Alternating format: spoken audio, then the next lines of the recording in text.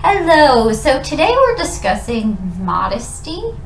I've been doing a lot of research on a bunch of different things because, well, I just start to trust less and less people's opinions and more documents and facts. So, I have looked up the papal decree concerning modesty, and if you don't know this already, I'm a Roman Catholic. Yeah, Mom. Okay, can Mommy talk first? Oh, that's gross. I am a Roman Catholic, and contrary to popular belief, we do reference the Bible. But I am primarily looking at a papal decree concerning modesty because I was never informed that there was a papal decree at any point in time until very recently, and I always was like, why hasn't the church made a statement on this if modesty is so important? Because if you're dressing immodestly, you're leading yourself to vanity and lust, and you're leading every single man that looks at you to adultery in his head, even though they are supposed to practice custody of the eyes. It's still on you to dress modestly. It's really unfair to say, hey, you as a man need to practice custody of the eyes, but I get to show off all of my sexual assets and stick them in your face and then expect them to still be virtuous. Like, it's very hard already if you're not married to a man or dating a man.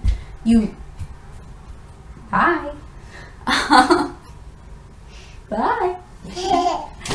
You hopefully know this, but men are extremely visual and have quite a drive for sexual things. So, asking them to struggle that much with their human nature is really unfair. And men appreciate it when a woman dresses modestly. They really do. I can tell you, and this isn't just modesty, but this is like dressing feminine. I get a lot of positive attention from men when I dress modestly and dress femininely. Or feminine? Yeah, whatever. So I will get men tipping their hats at me. I will get men saying hi, or how do you do, or let me hold the door for you, miss, or even at church or where I teach, I will get tons of men asking if they can help me carry stuff or get a door for me, or just, like those gentlemanly things. That does not happen when I'm wearing skinny jeans. That does not happen when I'm dressed in a slightly more masculine manner. So when I'm put together and I look more feminine, I get a lot of positive attention, and I see that as a sign that it triggers men. Oh, this is a woman to respect. Like, there's not a lot, like they need that physical, what's that called? That physical cue that initiates that. So anyway, we're going to read. I have the papal decree. Bye. And then I have, after it goes over the standards, and I have highlighted and annotated because that just makes life a lot easier. So we will read it together and then discuss it. And I'm mainly doing this for myself, but why not share it with everybody else while doing it? So you guys, I'll have this link below, but it's the same exact thing. But if you're like me and need to read things for yourself and not just take other people's word for it, it will be linked below. Hi. Are you ready to read with me? Yeah. Okay. A papal decree concerning modesty. And I'll have you know, we are not dressed fully modest today. Be patient with yourself because like, you can try to dress modestly, and that's great. And we've been trying to dress modestly, but I've noticed that every time I think I'm dressing modestly, all of a sudden I'll find new information like this and then realize we're not dressing modestly. And that we have different clothes we need to go purchase or an alteration we need to make. So do be patient with yourself because, okay, our world dresses so immodestly. Any step you can make towards a more modest attire is always good, even if it's not ideal. And we're also working with clothing budgets here. Like, you can't just be expected every single time you update your wardrobe and then find new information to re-update your wardrobe. Like, that's hundreds of dollars. So maybe focus on, like, okay, how can I alter the things in my wardrobe? Or maybe add a camisole or something to make it more modest. Maybe you do need to switch out your pants because they're just too tight. Or buy longer shorts. But, like, be patient with yourself. And I don't think you're in mortal sin if you're working towards becoming more modest over time. It's going to discuss this later. But because we do have limitations in becoming more modest, and that is not an excuse for when you do have the funds to put it off, and it's not an excuse to not do your best right now even if you don't have the funds. But it is a give yourself grace. Things take time. You want to dance? Can you jump on mommy and daddy's bed and dance?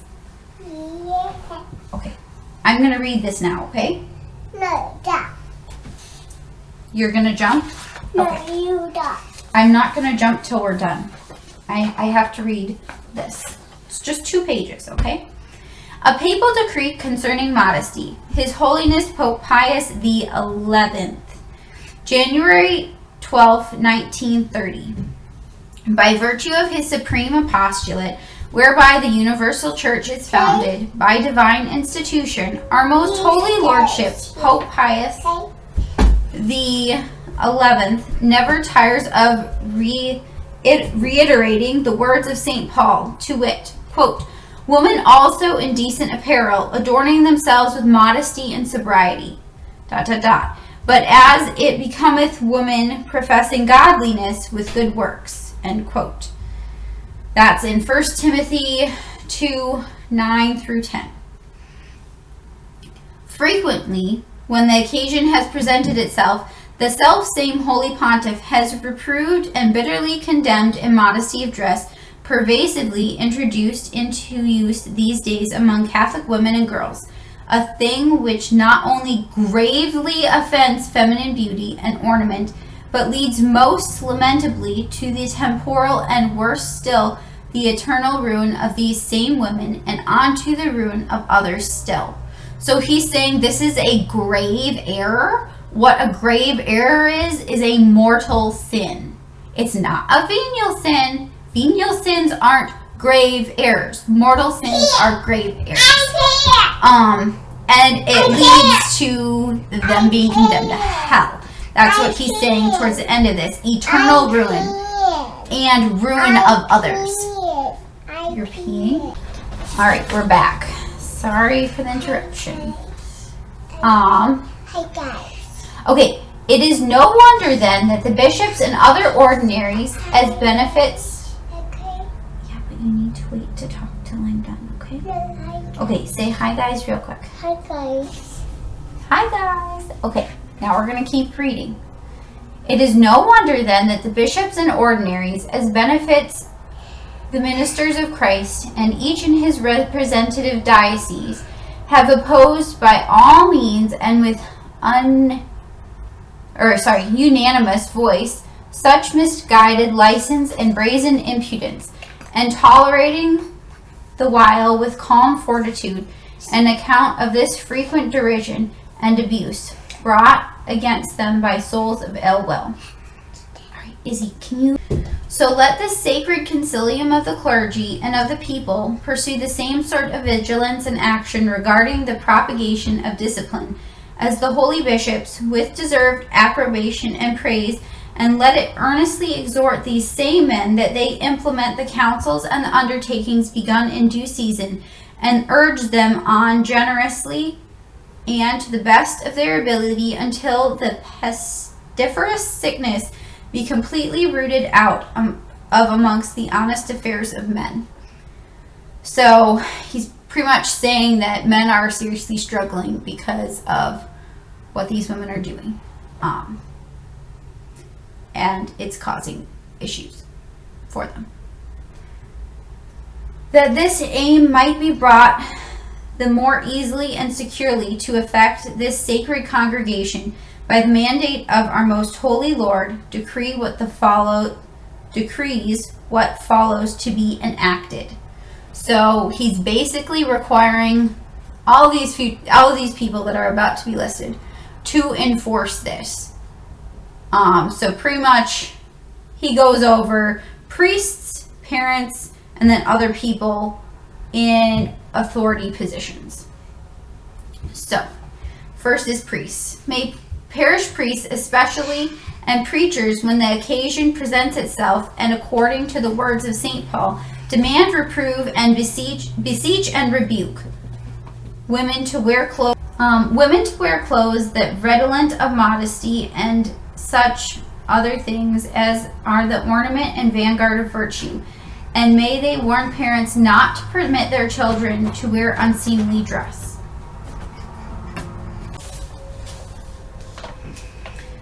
Alright, so that was priests. So now we're on parents.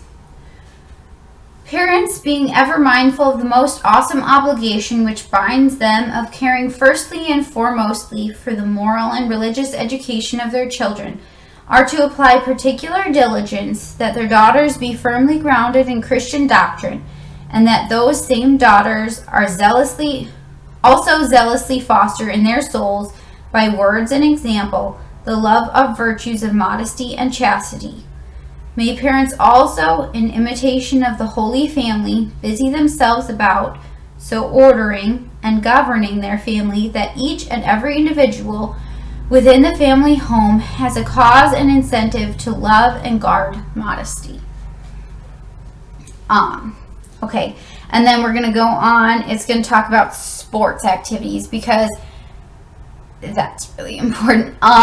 If you look at today's society and athletic gear, you kind of wonder, like, how even am I supposed to be modest with this, especially with, I mean, they're really just footless tights, let's be real, but leggings, yeah. Anyway, those same parents prohibit their children from public athletic events and gymnastic competitions, or at least, so if they are going to participate, if their daughters must be involved in them, that they take care to exhibit clothing which is fully keeping with modesty, and that their parents never permit them to wear immodest clothing. Okay.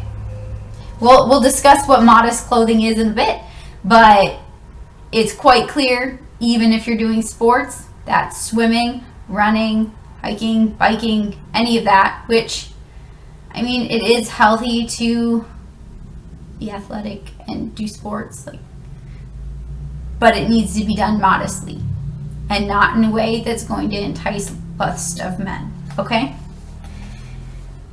Now we're discussing other people in authority that also need to enforce this and have an obligation to enforce this according to this decree.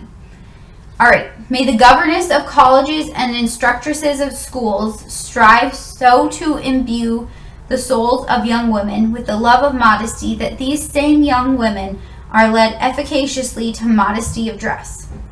May those same governesses and instructresses, with no exception, even to their own mothers, forbid admission to colleges and schools to such women as wear unseemly clothing, and once admit, as if they fail to come,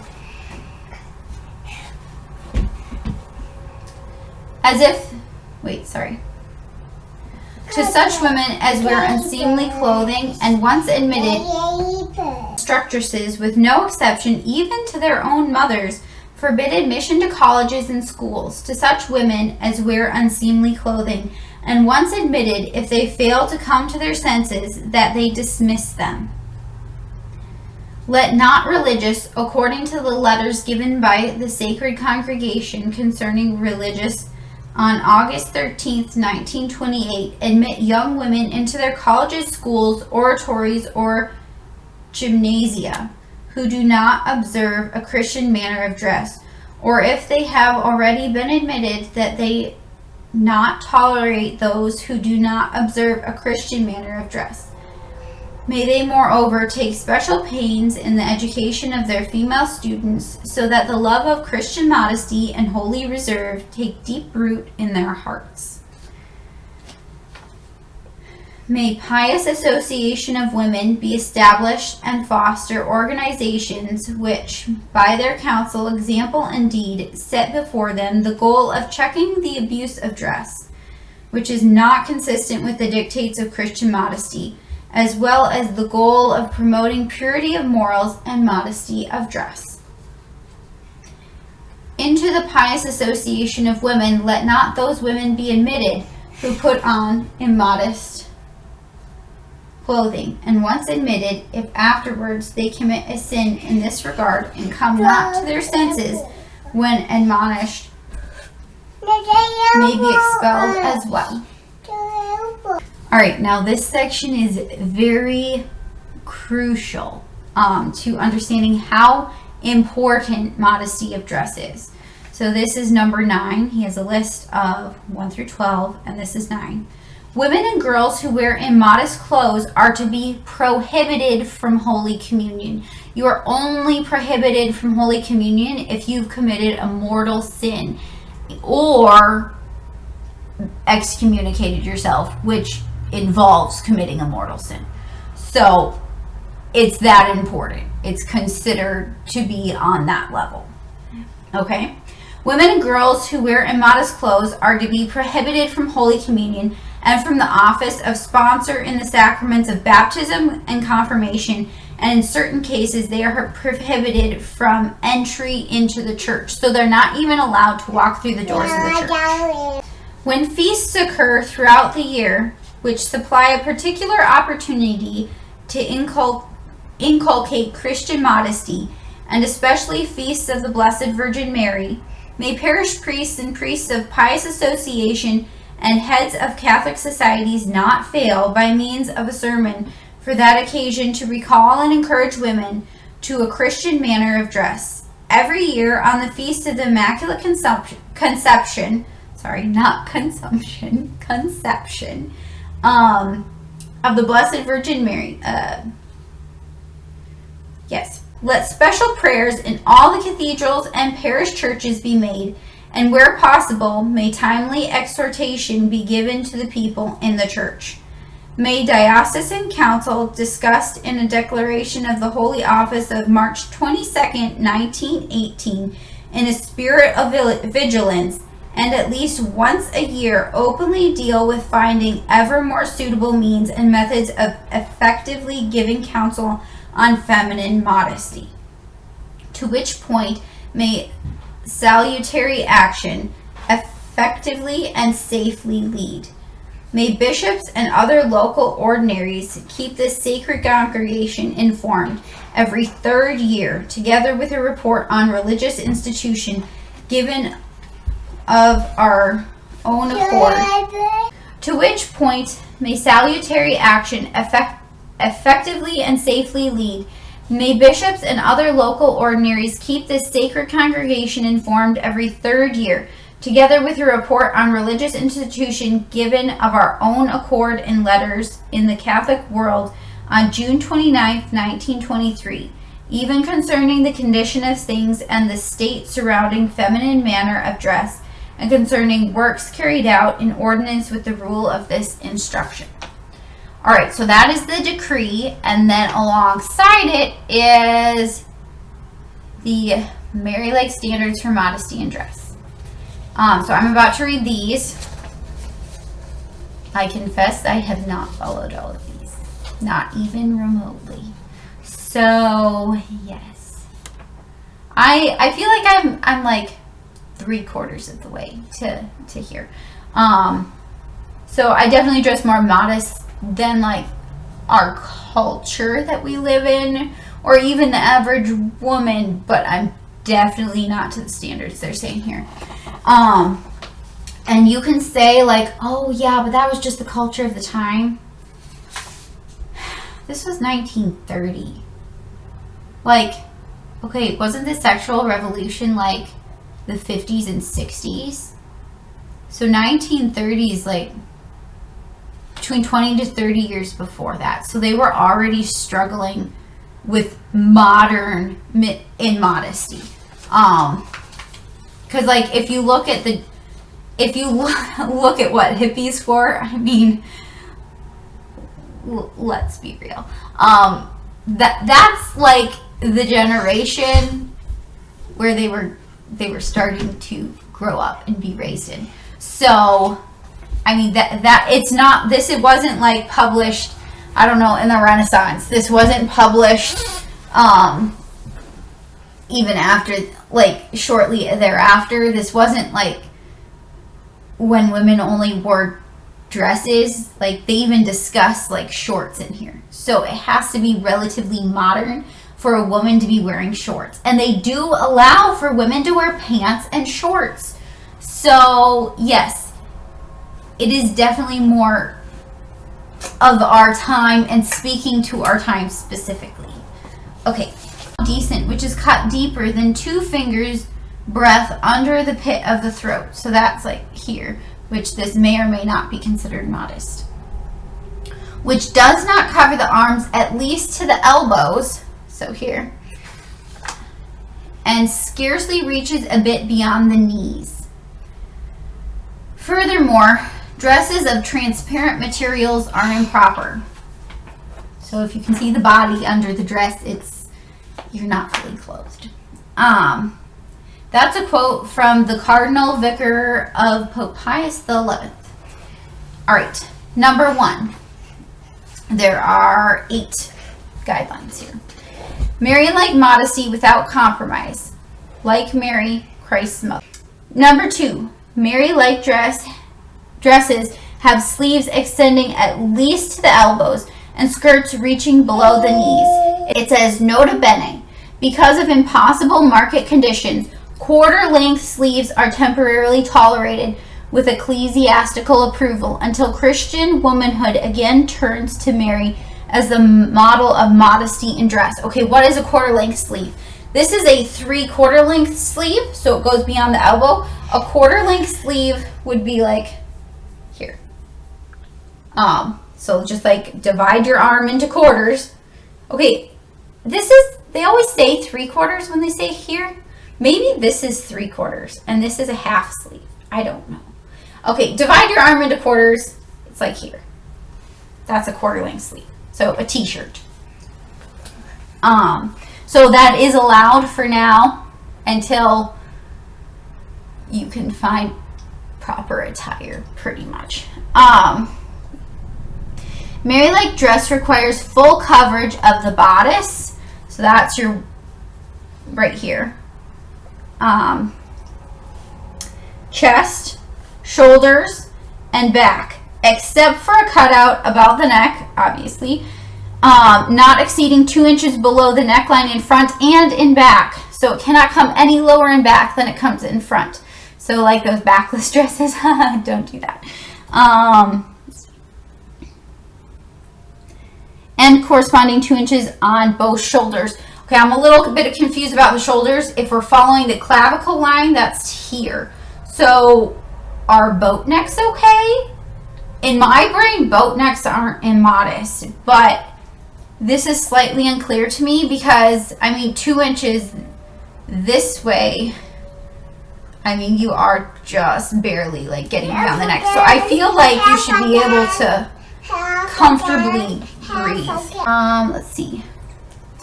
Number 4, Marian-like dress. Do not admit as modest coverage, transparent fabrics, laces, nets, organdie, nylon, etc. unless sufficient backing is added. So you need something completely opaque behind any of that. However, their moderate use as trimmings is acceptable. So like, say you had something like this, relatively speaking, and then you had added lace that is see-through. Well, this is on top of the proper height. So you could go higher and add lace that you can see through, because, I mean, that could be bare skin showing too, and it wouldn't cause men to lust.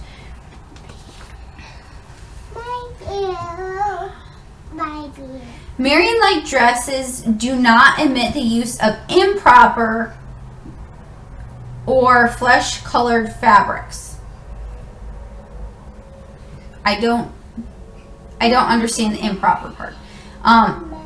But I get the flesh-colored fabrics because you're making that backing look like it's your skin, and that is gonna still incite lust. Marian-like dresses conceal rather than reveal the figure of the wearer. They do not unduly emphasize the parts of the body. So if you look at leggings, like, those are emphasizing a woman's parts like a lot. Like, people look more attractive with leggings on than how they look naked. Like, that's obviously an extreme example. You could use a tight skirt as an example too, or anything super tight or accentuated. But yeah, so like deep V-necks that are like showing yourself. Yeah, that's not allowed. Obviously from earlier, but like that's gonna accentuate those parts. That would also involve. You want Teddy in there? That would also involve push-up bras.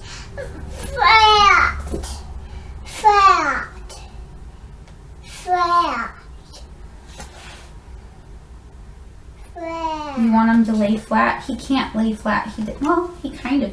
This is as close to it as he gets. That would also involve push-up bras, and here's why. You're accentuating, unless you literally need that bra, like the push-up part of the bra for support, like you're so big that you need that support to hold you in place. But if you're like stuffing or wearing a push-up bra and padding yourself in certain areas to accentuate those parts, to make yourself seem more sexually attractive, that's inappropriate because you're drawing undue attention to those areas. Now, when I say push-up bra, I'm not meaning your general padded bra that like allows your nipples to not show. Like, I'm not talking about that. I'm talking about the bras that are designed to make you look 3 to 4 sizes bigger than you actually are. That is immoral.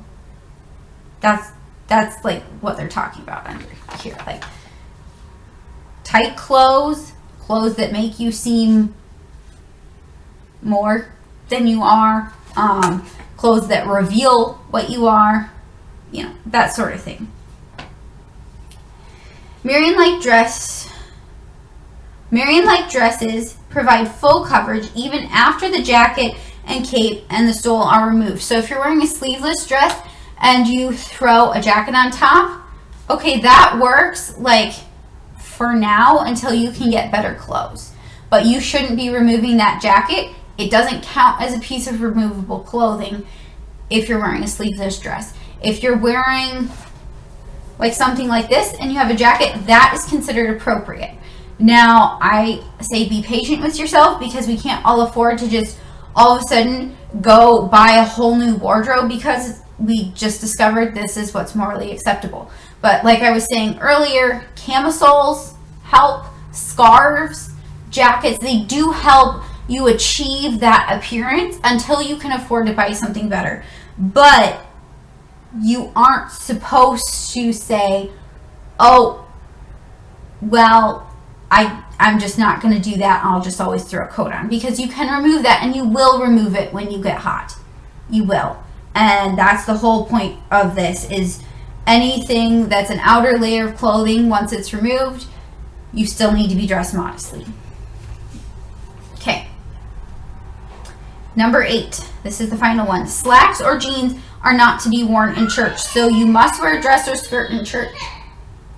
Mary-like fashions are designed to conceal as much of the body as possible rather than reveal it. We'll read that when I'm done with this paragraph. This would automatically eliminate such fashions as tight-fitting slacks or jeans. So leggings, even though they're not really pants, but skinny jeans, anything super tight that clings. Sweaters, so obviously clinging sweaters, like not appropriate sweaters. Shorts which do not reach down at least to the knees, sheer blouses, and sleeveless dresses. So those like shorts that come to the tip of your fingers when you extend your hand all the way, like running shorts and stuff, that does not count. And even wearing biker shorts underneath doesn't count because those are clinging to your body. And so yeah, it does still provide you more coverage than not, but it's still not as much coverage as you're supposed to have. You're supposed to have shorts that go to the knee. Now, personally, I just skip shorts, and I do have 2 pairs of shorts that are jammy shorts. But I do skip shorts, and I just get capris because I think capris look so much better than shorts that go to the knee. Shorts that go to the knee are kind of Dummy shorts. Dummy shorts. jammy shorts, yep. The etc. Wait. Dummy shorts. Sheer blouses and sleeveless dresses, etc. These Marian-like standards are a guide to instill a sense of modesty. Women and girls who follow these standards and who look to Mary as their ideal and model will have no problem of modesty in dress. She who follows these standards will not be in the occasion of sin, nor a source of embarrassment or shame to others. All right. So I just wanted to discuss a few things you can do that I have definitely done throughout the course of my life. This isn't going to bring you completely to the Marian-like standards, but it's going to get you a whole lot closer. First of all, I think we all probably struggle with finding modest dresses that aren't sheer to some extent. Like I will put on a dress and then I'll go stand out in the sun and you can totally see where my legs are, even if it wasn't meant to be a sheer dress. So wearing a slip is very helpful. So get one that goes below the knee, and then if the dresses don't cover the slip, you know that the dress is not modest in length. And then it also protects against the sheerness quality, because clothes are being very poorly made now and with thinner and thinner fabrics, and I know it's cheaper for companies to do it that way. Just get a slip. It will solve a lot of your problems. Get one in black, white, navy, tan, all of them. And then it'll go under any dress you want. Number 2, get camisoles that come high, and lots of them come low, but they have like really long straps. You can take off the back of the strap, re-sew it on the correct length so it doesn't slip. What was my 3? Oh, scarves are helpful, but those are considered outerwear, so technically no there.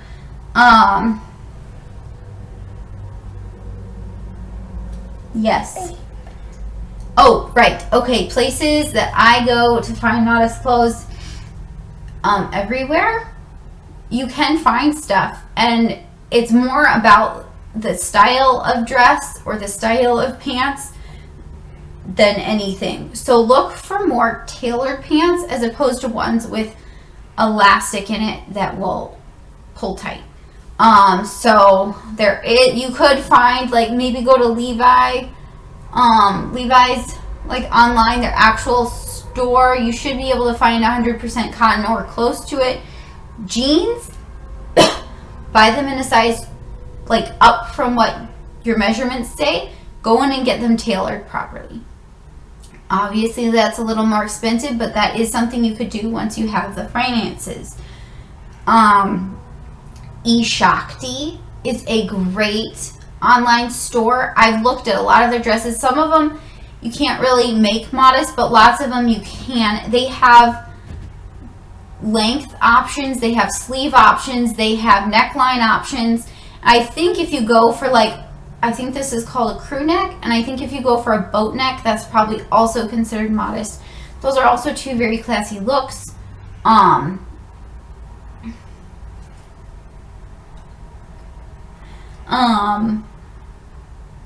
What else?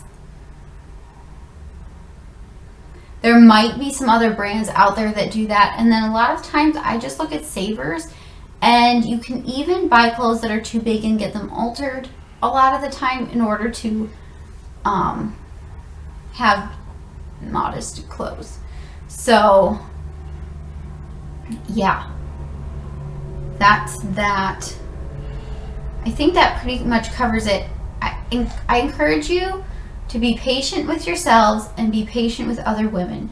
Just because a woman is dressed immodestly does not mean she knows she's dressed immodestly. I think everybody is on trying to figure this out themselves, because quite clearly from this previous letter, the people who are supposed to be doing their due diligence are not. I am fortunate enough to actually have a pastor who does frequently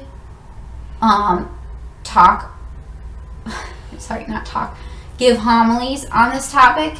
Most churches I have been to will not go there. They will not go there on modesty. They will not go there on contraception. They just will not go there. And that is very unfortunate. So I encourage you to pray. Pray for the reparation for the whole world, for the conversion of Russia. Pray, pray, pray, because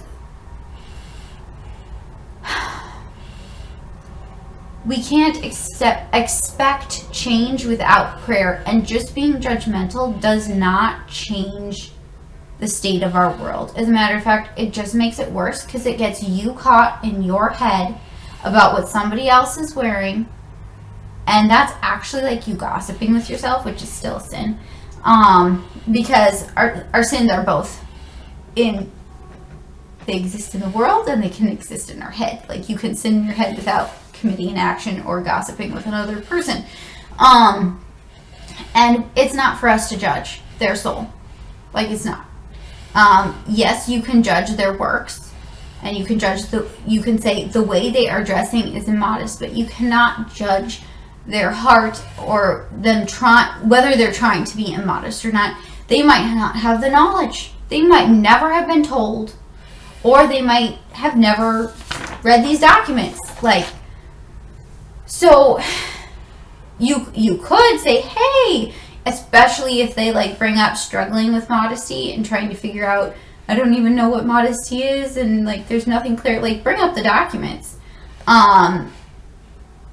Should you go around telling everybody, like, be that old woman that tells everybody that they're doing it wrong and getting everybody's face? No.